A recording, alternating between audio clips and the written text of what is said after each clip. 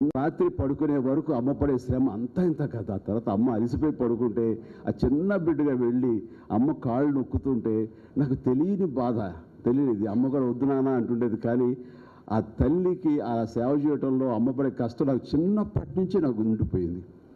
అందుకని నేను స్త్రీ పక్షపాతిని అయిపోయానేమో, ఫెమినిస్ట్ని అయిపోయానేమో అని అనిపిస్తుంది. అదే ప్రధానమైన కారణం నాకు.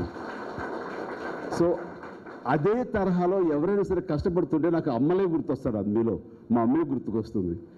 అది ప్రధానమైన కారణం. ఈ రోజున ఈ మహిళా దినోత్సవం రోజున మిమ్మల్ని అందరినీ రకంగా చిరు సత్కారం చేసుకోవడం కారణం.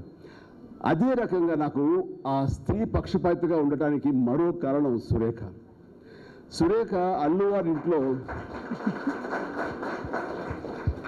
అల్లువారింట్లో గారాల పట్టి ఆఖరి బిడ్డ. కానీ మా ఇంటికి వచ్చేసరికి తనే పెద్ద కోడలు, ఇంటి పెద్ద బాధ్యతతో తీసుకోవాల్సినటువంటి పరిస్థితి ఉంది.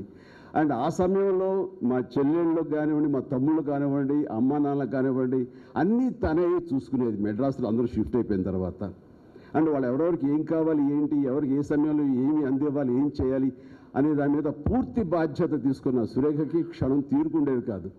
నేనంటారా పూర్తి నా దృష్టి నేను నా సినిమాల మీద అంత ఫోకస్ చేసి పెట్టడానికి ప్రధానమైన కారణం, నేను సక్సెస్ఫుల్ హీరోగా ఉండటానికి ప్రధానమైన కారణం సురేఖ. దానికి కారణం ఏంటంటే నేను ఏది పట్టించుకోనక్కల. నా తమ్ముడు ఎలా చూసుకున్నావు, తమ్ముడికి ఏమి ఇస్తున్నావు, పండుగ వస్తే ఏం బట్టలు కొంటున్నావు, నా చెల్లెలకి ఏ నగలు కొంటున్నావు, నా చెల్లెలు ఎలా చూసుకున్నావు, ఏ చెల్లెలు కొంటున్నావు, అమ్మకి ఇవన్నీ నేను చూసుకోవాల్సిన అవసరం లేదు. లేకపోతే నాకు పెద్ద బాధ్యత కదా. అండ్ అదేం లేకుండా 100% నేను నా సినిమాల మీద దృష్టి పెట్టడానికి ఏమాత్రం నేను ఆలోచించకుండా నా కుటుంబం పట్ల ఉండటానికి ప్రధానమైన కారణం సురేఖ. కాబట్టి ఈ మహిళా దినోత్సవం రోజున సురేఖను కూడా మనస్ఫూర్తిగా ఎప్పుడూ పబ్లిక్లో నేను అభినందించలేదు, ఆ రకంగా సురేఖని అభినందిస్తున్నాను. Thank you so much. ఇప్పుడు ఇంటికి వెళ్ళిన తర్వాత నాకు ఎలా ఉంటుందో తెలియదు రియాక్షన్. అది పాజిటివ్గా ఉంటుందా, ఎమోషన్ అవుతుందా, నన్ను చాలా ఎంబారెస్ చేశారు అందరి ముందు అంటుందో తెలియదు, గాలికి వదిలిస్తారు. అలాగే నా చెల్లెలు వీళ్ళందరూ కూడా. అంటే ఈ మధ్య చిన్న ఇన్సిడెంట్ జరిగింది. సురేఖ తన గెస్చర్ ఎలా ఉంటుంది అనడానికి, కోకాపేటలో నాకు ఒక ఏదో యాకర్స్ ఉన్నాయి, బాగానే ఉన్నాయి. ఉండిన తర్వాత ఎప్పుడో ఏదో దాన్ని ఏమంటారు, అక్కడ ఏదో ఒక ఇల్లు కట్టుకుని లేకపోతే ఫామ్ హౌస్ కట్టుకుని ఉందాము, పొలం పని చేసుకుంటూ ఉందాం అనుకున్న భూమి ఈ రోజునది ఫ్యూచర్ స్మార్ట్ సిటీ అయిపోయే రోజులు అలాగే వచ్చేసింది. ఒక్కొక్క ఎకరం అరుగు కూడా కొన్ని కోట్లు పెరిగిపోయింది. అండ్ నా చెల్లెలకి నేను కూర్చున్నమ్మా నా చెల్లెలకి నేను అంతకుముందు ఎప్పుడు చేశాను, వాళ్ళకి ఇల్లు కట్టించి పెట్టాను, వాళ్ళ బిడ్డల భవిష్యత్తు నేను చూసి పెట్టాను. వాళ్ళందరూ ఇప్పుడు స్థాయికి ఎదిగారు. నేను వాళ్ళకి ఏమీ చూసుకోవాల్సిన అవసరం లేకుండా అంత చక్కగా వాళ్ళందరూ ఉన్నారు.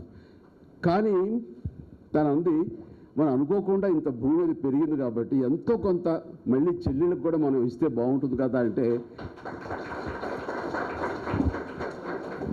ఏ మహిళ అయినా సరే నేను తప్పు పడ్డాం కాదు, కానీ తనకి బిడ్డలు ఉన్నారు.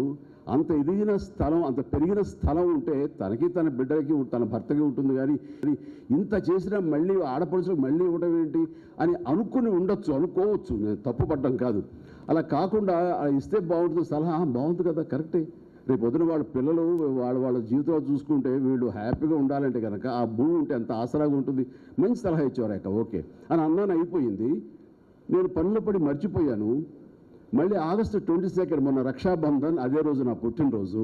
వచ్చిన రోజున కొద్ది రోజుల ముందు గుర్తు చేసి ఇది త్వరగా చేయండి, లేకపోతే మళ్ళీ ఆ రోజున ఇవ్వకపోతే అందం ఉండదు, చేయాలనుకో చేయండి, ఆ 2 ఎకరాలు అలా ఇవ్వండి అని ఇంటికి అమ్మవారు వచ్చేలా చూసి గిఫ్ట్ డీట్ అయ్యేలా చేసి అన్ని రకాలుగా ప్రయత్నం చేస్తున్నట్టే తన చిత్తశుద్ధిని మనస్ఫూర్తిగా మీ అందరి సమక్షంలో నేను చెప్పడానికి చాలా గర్విస్తున్నాను.